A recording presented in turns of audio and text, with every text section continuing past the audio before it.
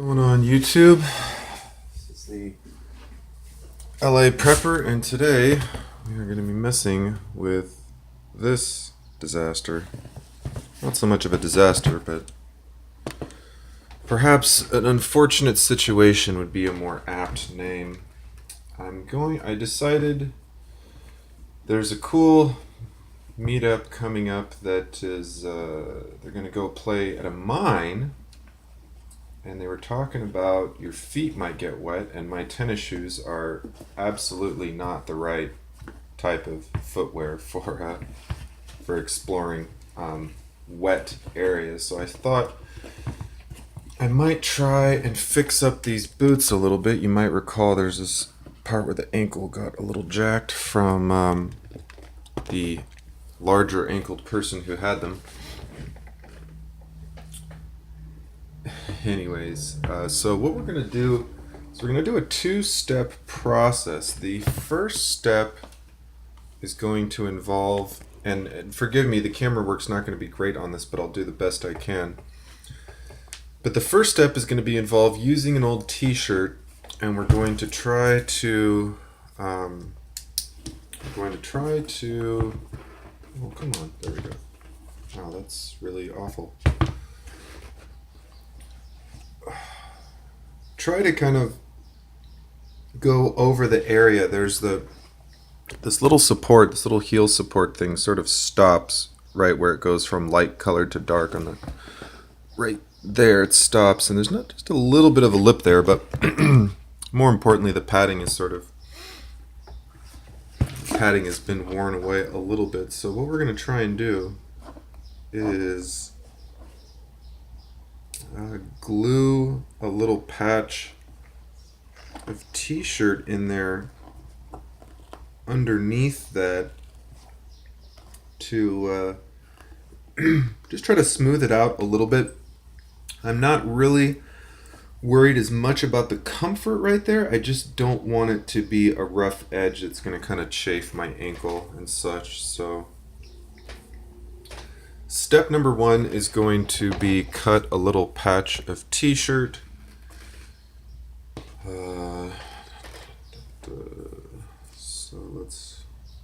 And then step number two, I think I'm going to take some old sweatpants. I have an old rag made from some old sweatpants, and I will probably glue a second piece over the top just to kind of smooth it out. So let's get the edge of this. God, and I hate. You really need sharp scissors to cut cloth. It's kind of a pain in the butt, to be honest. But a little bit of tension usually helps.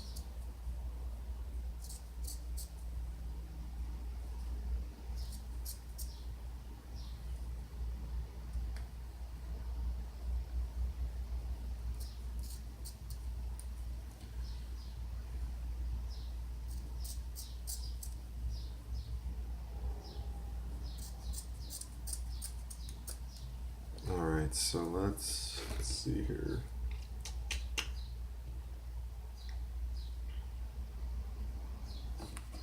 And I'm trying to do my best to tuck this patch sort of under some of the existing liner so that it's not too ridiculous. Kind of a tricky process because I have, the holes like this, and it's sort of delaminated a little bit underneath. So I'm trying to get the patch under the existing liner, and at the same time, so I'm trying to glue the patch to the inside of the boot and then the liner to the patch and or to the boot. But the liner itself has kind of got a little munched, so I don't want to be careful to try to glue it flat, because otherwise if I glue a little lump in there, it might be somewhat aggravating while hiking. And to be honest, I have half of mine not to even wear after I do the patch, I'll kind of see how comfortable it is, but I might just carry them with me on my backpack and then put them on before I go into the mine if they turn out to be not the most comfortable. It turns out to be not the most comfortable repair. It would probably be better if I got some material like a headliner material, for example. It has a little bit of padding to it. Or I suppose I could try to find some actual, shoe padding, right? But we're on a budget here, and this is budget shoe repair, budget boot repair. Man, this little piece that's curving like this is gonna aggravate me. Okay, so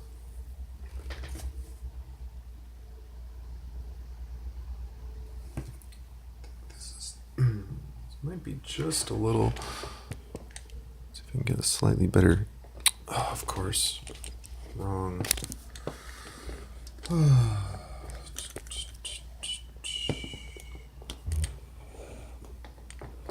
Alright, that's somewhat of a better camera angle. So we have our sort of rough patch here. We're going to double it up for just a little extra thickness.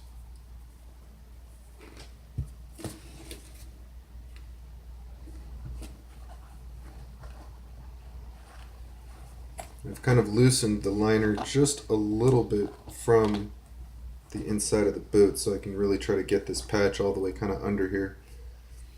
Of course, the real aggravating part is that after you have the glue on the patch, it sort of, obviously wants to stick to everything. So getting the patch in there with glue on it, without getting glue over everything, is a little bit of a headache. So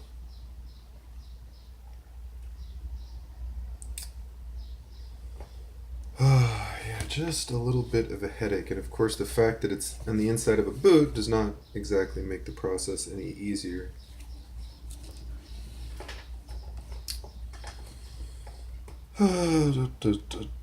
Okay, so step number 1 was cut out the patch. Step number 2 is mess with my camera. Let's go ahead and put just a little bit of glue on the inside of this. Kind of wish I had a paintbrush or a popsicle stick or something, but I'm out of, do not have a large amount of good glue spreading devices at the moment, so we're just going to kind of rough this here.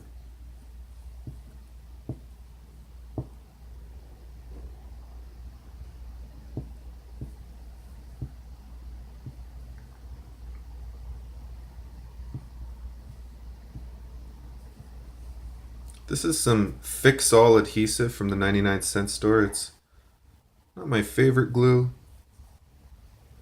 It's a little bit cheaper than super glue.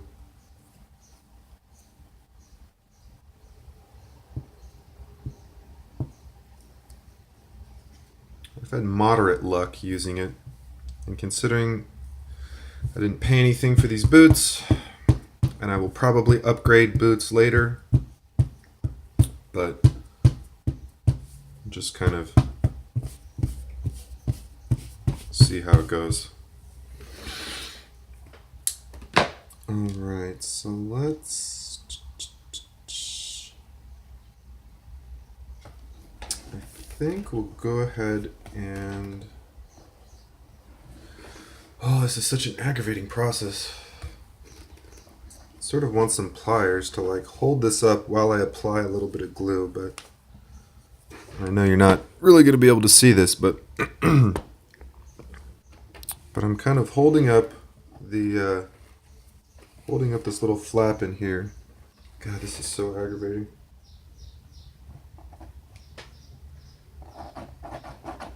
I'm just going to try to spread this goop around a little bit without making an ungodly mess.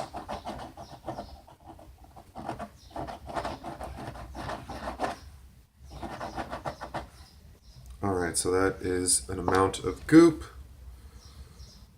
Figure out how I want my patch real quick. Do I want it like this or do I like that? Let's go the long way. So we'll slide our patch down in there. And get it oriented how I want it, give or take. Okay.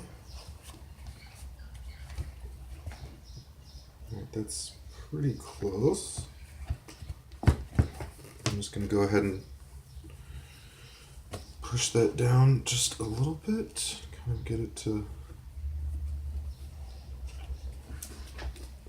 Okay, so I've got the patch in there and I'll show you in a second, but I'm just going to press down for a few moments and try to get it to kind of tack in the same place. put the cap back on our lid here, which is getting all sorts of gooped up at the moment. That is a technical term. You do not want to let your glue cap get gooped up.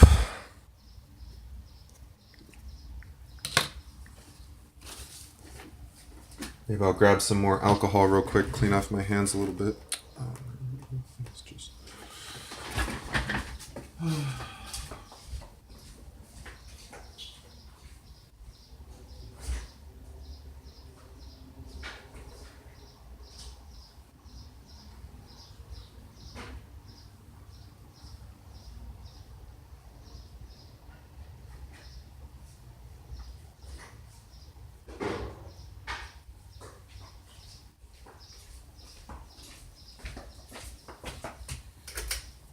Gorgeous sunny day here in Los Angeles. I wish I had something better to do than sit inside and work on a paper all day, but I guess those are the breaks. Almost done. Home stretch. Okay, so now that this is sort of tacked in place, you can kind of see I have the t-shirt sort of under where the liner is. Now that's just the top part of the little patch, so let's go ahead and try to get the other part of the patch under the top part of the liner. This is where it gets slightly more aggravating, but that's what I do. I do aggravating boot repairs for the benefit of the YouTube community. And you know what would actually be really cool? If I 3D printed a little nozzle for this, that would be actually really awesome. I'll have to put that on my to-do list. That would be amazingly useful. And it's funny, you know, I'm trying to train myself to get into this, like, what if I could 3D print something sort of mentality. And I'm still not quite there yet, but it's a very interesting feeling to know that if you need something small that you could potentially make out of plastic, that within, you know, half an hour or two of printing, or I mean an hour or so of designing and a couple hours of printing, you could have this little piece. Now, of course, getting the threads right is something that is a little challenging. I failed on my gas cap design, sadly, but you know, I'm sure I'll get better in time. So let's go ahead. So we have some glue on that side, which is going to go under the liner. So let's try to lift up the liner, drop our little patch in, and then drop the liner back on top of it. Go ahead and add some more pressure. Wipe my hands off a little bit of this gunk. Alright, so fold up our little high-tech pressure device.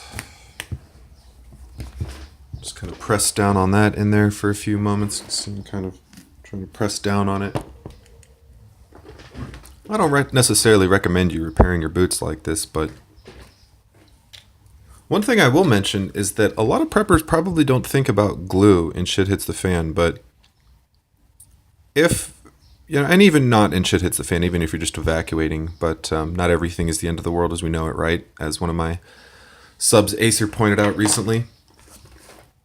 But glue is super, super useful for so many repairs. It really, you know, granted epoxy is better in some cases, and you know, there are different glues for different purposes, but just if you got a deal, like if you could find a deal on, you know, 10 or 20 bucks for like a case of 50 of these or just a bunch of them, that would be really valuable. I mean, if you were in kind of a rough situation, I'm sure you could trade a thing of glue for, I don't know, some food, some water, some ammo. It's one of those things that's kind of hard to reproduce. I guess you could do something with, you know, pine resin. You can make glue. That would be a cool project, but I haven't really looked into that. But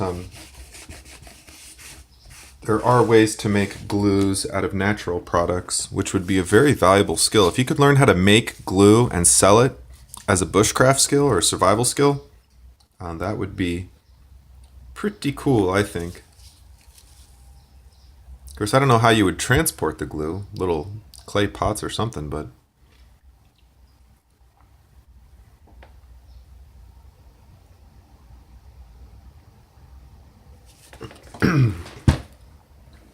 all right, so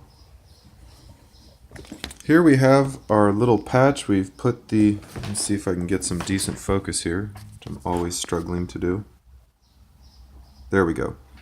So you can see the t-shirt patch has been glued over the offending ankle support, and this area of the liner is still a little bit loose, but that's okay. I can kind of come in later, add a little bit more glue there, and get that flattened out so that it's not, doesn't feel weird on my ankle, you know. But what I'll do is I already did the other boots, so we'll go put these outside because they smell awful when they're drying.